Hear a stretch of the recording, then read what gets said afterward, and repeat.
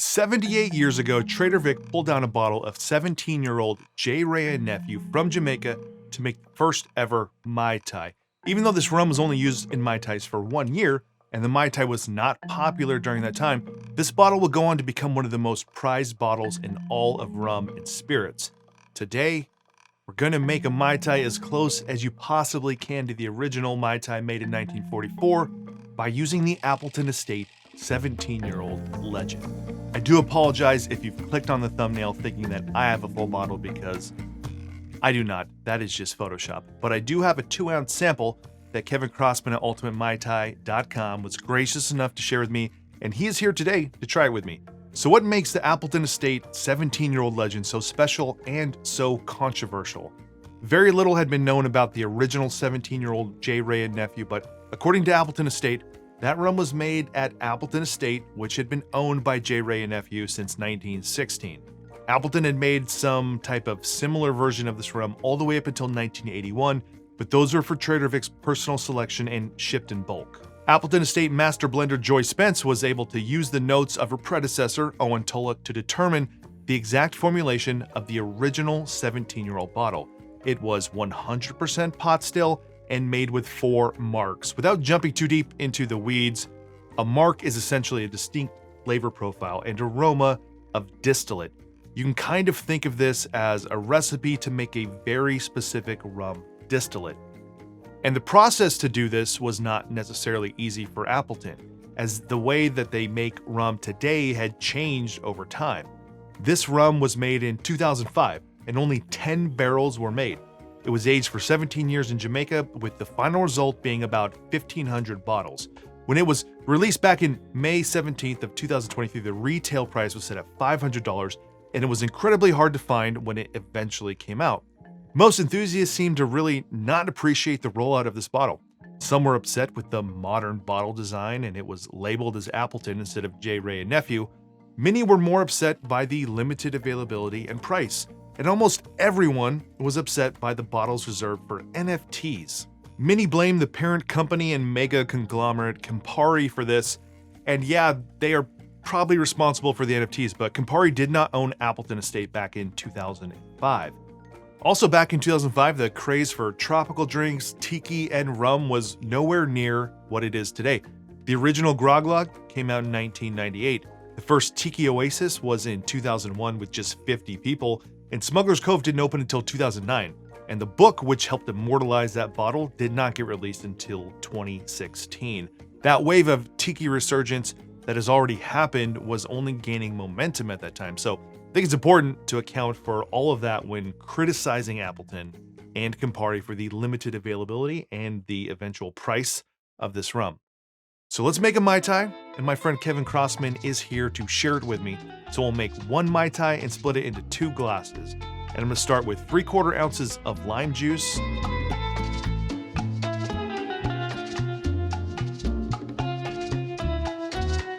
half an ounce of Latitude 29 orgeat,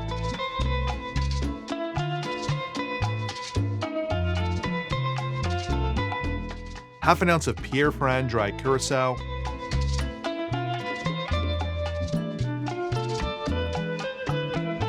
and 2 ounces of Appleton Estate 17-year-old legend.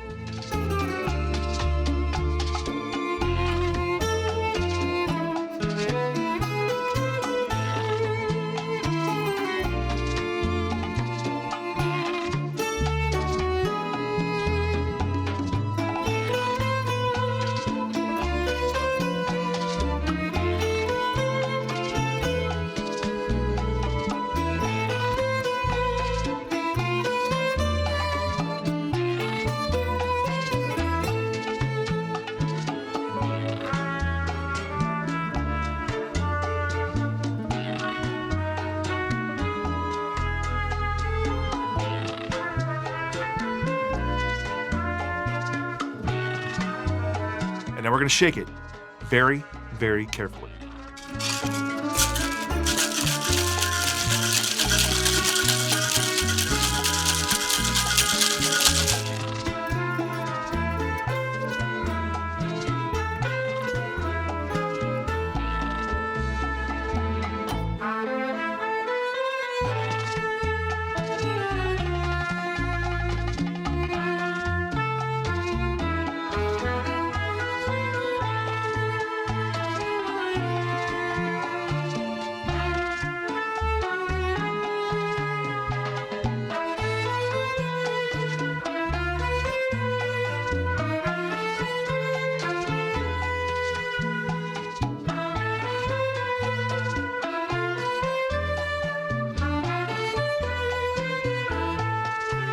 there you go, the most legendary of Mai Tais.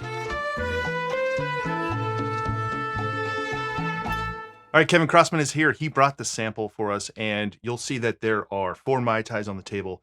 One of them we made with the Appleton Estate 17-year-old legend. And the other one, can you tell everyone what the other one is? It's a Ray and Nephew 17 clone by Greg Easter from his book, Advanced Mixology. And that seems to be the most prevalent sort of clone out there trying to recreate it. So we thought we would incorporate that one because we had a sample of that one. So I didn't say it already. Thank you. This is, as far as Mai Tais go, this is up there. This is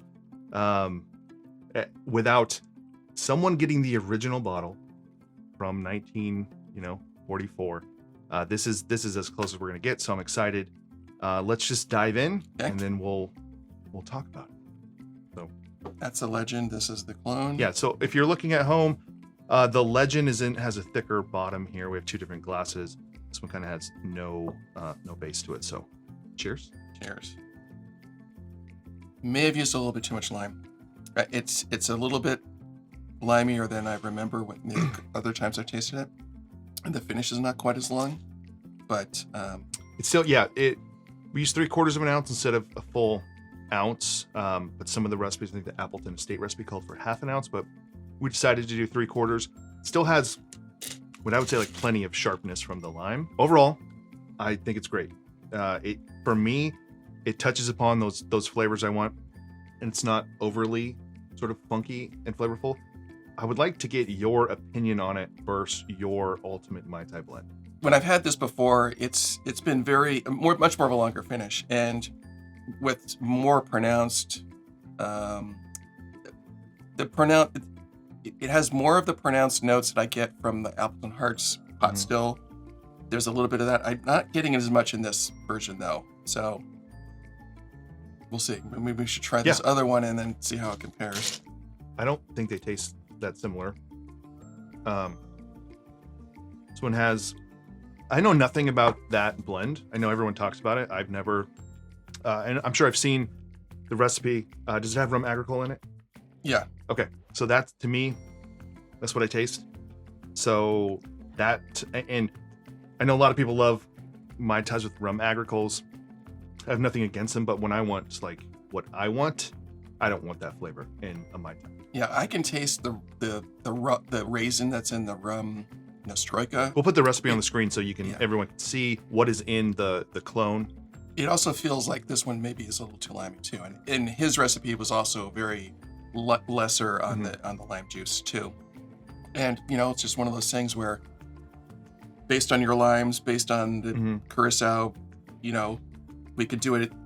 If we had the same rums again, we could do it again in 3 weeks, and with different limes, it might give a different result.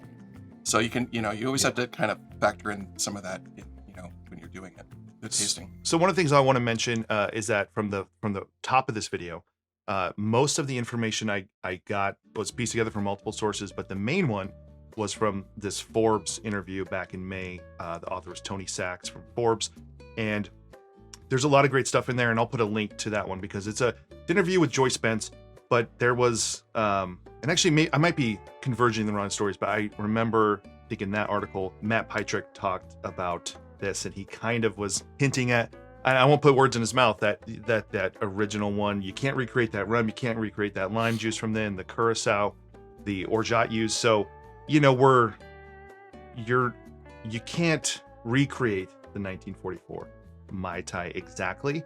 And then as we're tasting this, you get, a little more lime flavor or whatever it is.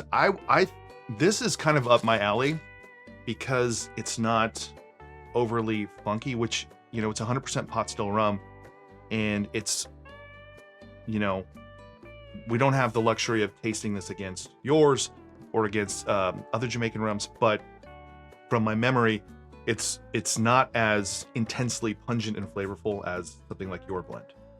Yeah, it's 49% ABV, so it's a little less on that, but it is probably a little bit of a lighter style. So I'm getting it more now. It really has a very long finish and very unusual compared to a lot of Mai Tai rums that you have. Just keeps going on, and I think that's where your pot still stuff is going in there. talked about using those special marks that are very unusual and difficult to produce. Well, so let's talk about that because they used 4 different marks in the Appleton 17-year-old legend. And Joy Spence mentions in the article how one of the marks was incredibly difficult to make. And you were at an event that she was at in London, and I think she talked about that. Yeah, they went out of their way to talk about how difficult this rum was to make, and especially back in the day in 2005. And they were very clear about setting expectations that this was so difficult that they are not doing it again. It's not coming back. No joke. It's not some sort of thing we're going to say and then we're going to pull a rabbit out of our hat next year. The thing that they mentioned at that event that I found interesting was that a lot of the hype that they did for this rum was completely ridiculously stupid, right? They only had 500 bottles or 1,500 bottles. It was going to sell out at $500 like this. They could have priced it at $1,000. It would have sold out like this. But what they're trying to do is to use this as a springboard to make maybe future additional, more limited, more upscale Appleton expressions and sort of set the market so that people think of Appleton as a premium rum company as opposed to the $20 Appleton signature rum company. It is getting better as it keeps going. So as we're drinking this, as you know, it's being diluted, right? The drink is getting better. And nothing against the clone version, but to me, it doesn't even compare. So here you go. An Appleton 17-year-old legend, Mai Tai. Thank you to Kevin for coming today and sharing this with me. It means a lot because this sort of passed by and I just kind of was like, okay, I'll not have it, or maybe one day. So I appreciate it. Whoever, shared this with Kevin, thank you to them as well. And that's it for this one. This was the Appleton 17-year-old legend. A great Mai Tai. It's one of the best Mai Tais I've ever had, for sure. But is it up to the hype? That'll be up to you if you can get your hands on a bottle of this. So if you enjoyed this video, give it a like below. Consider subscribing to the channel. And otherwise, see you on the next one.